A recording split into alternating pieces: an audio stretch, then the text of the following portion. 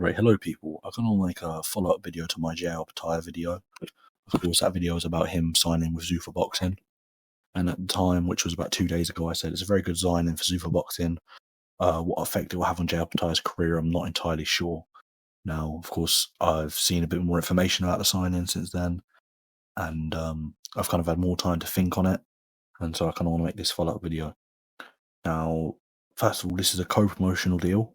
He is still getting promoted by his main promoter, Talisman. I think it's Talisman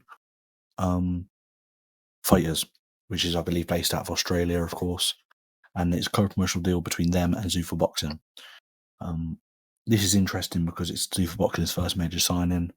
I believe Dana White said a few months back that he didn't want to work for other promoters, but that, their first major signing is with another promoter. It's incredibly interesting to me because I remember Turkey Sheikh also saying that he wanted the Ring Magazine belt to be the only belt, and that was part of his reasoning for buying the Ring Magazine, of course. And we've just learnt recently that, of course, Zuffa Boxing are going to be having their own belt. So the company that kind of Turkey Sheikh's put his stock into, and I'm not meaning the Ring Magazine, but in Zuffa Boxing, when he did his partnership with Dana White, is now creating their own belt. But he said he wanted the only belt to be the Ring Magazine belt. So there's a few little contradictions here.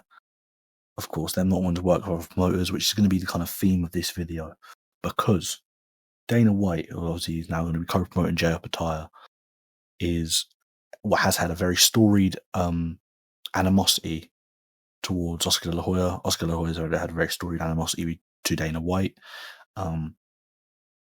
They've got a bit of a beef. There's plenty of videos on YouTube about it. It is funny. It is worth a watch. And then finally, last one. I'm a good friend of yours, Oscar De La Hoya, has announced he's coming out of retirement to box again. I just wondered if you had any... Cocaine isn't cheap. But this is a problem because one of the unified champion of the division, cruiserweight, is of course Zurdo Ramirez, who is promoted by Oscar De La Hoya, of course. And so you've got Talisman Promotions, who aren't big enough to put that fight together. They can't put the money up for it, I assume. Otherwise, they would have tried. We haven't really actually learnt of them trying to put this fight together. The only time we've actually seen any developments in this fight getting put together is when Turkey Sheikh made an offer to Zurdo Ramirez, but he was injured or whatever. It seems like Golden Boy Promotions and Zurdo Ramirez don't want the fight with Opetaia, and this just seems like another roadblock in the way, right? With Dana White being there, I assume the one who's going to be putting up the money for Opetaia now, and kind of pushing his name out there more, because that was kind of what Eddie Hearn did, right? Talisman Promotions or fighters don't have much reach outside of Australia, so they got Eddie Hearn involved. Eddie Hearn would promote his fights primarily when he'd come to the UK or Riyadh or whatever, but he'd also promote the fights when he's going over to Australia. It's kind of like a little agreement that just kind of helps put further value into the name value of a fighter, right? So with Dana White, probably that's his job now, kind of, and obviously I assume they're going to get Opetaia a fight in the US, maybe to try and boost his name in the US market, so maybe he can get that fight with Zurdo Ramirez, because that's obviously where Zurdo Ramirez is primarily based, primarily fights and whatnot. They're trying to boost his name, do all of that. But for one, he's apparently stubborn about working with promoters, and if there's one promoter he's definitely stubborn about working with, is absolutely Oscar De La Hoya. Now, Turkey Sheikh has had a history of making these promoters work together. Eddie Hearn and Frank Warren, for example. Let's just see. This is an interesting move for Opetaia, because he says he wants to go for undisputed. He's sticking around in the cruiserweight division, trying to go for that undisputed status. And the champions are fucking hell. The champions are Noel McCallion and Zurdo Ramirez. Noel McCallion might happen. I'm not quite sure who he's promoted by. Zurdo Ramirez, seems like De La Hoya doesn't want the fight. His management doesn't want the fight, and he doesn't want the fight. and then you go and sign with Dana White.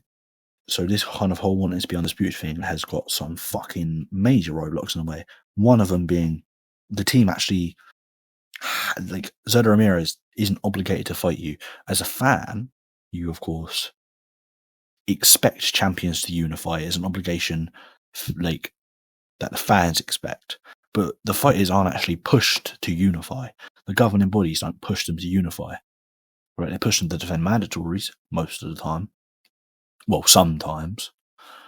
But they don't actually push for unifications.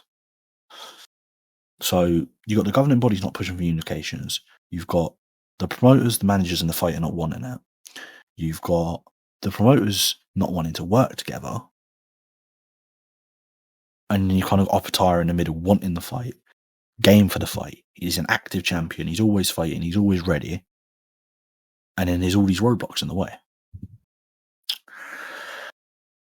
I just find it incredibly curious. I'm a big fan of Jay Opetaia, but his career at the moment, he's kind of at a crossroads, right? How old is he? He's 30 years old, 31 this year. So he's not old at all. But he's at a point in his career where he's either got to get this undisputed fight, proper push for it and get it, or move up to heavyweight and try and achieve something there. Because otherwise he's going to get too long in the tooth eventually, have to give it up. And at the end of his career, say, he's a world champion. Yeah, he was avoided. Yeah, he had a lot of title defenses. Yeah, he had a lot of impressive, not in a lot of impressive wins, but he did it in very impressive fashion. But who's he fought? What's he achieved? Sure, he was a world champion, but he didn't achieve anything crazy.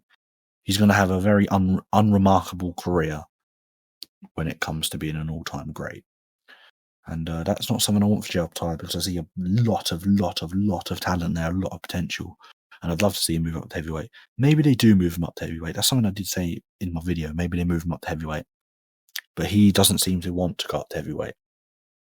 So, yeah, man, this is just kind of my second thoughts. I was actually drunk recording that first video. I did mention it. I spoke fairly well, to be fair. But didn't make many points. This is kind of, I've made more points. So, yeah, thank you for watching. Goodbye.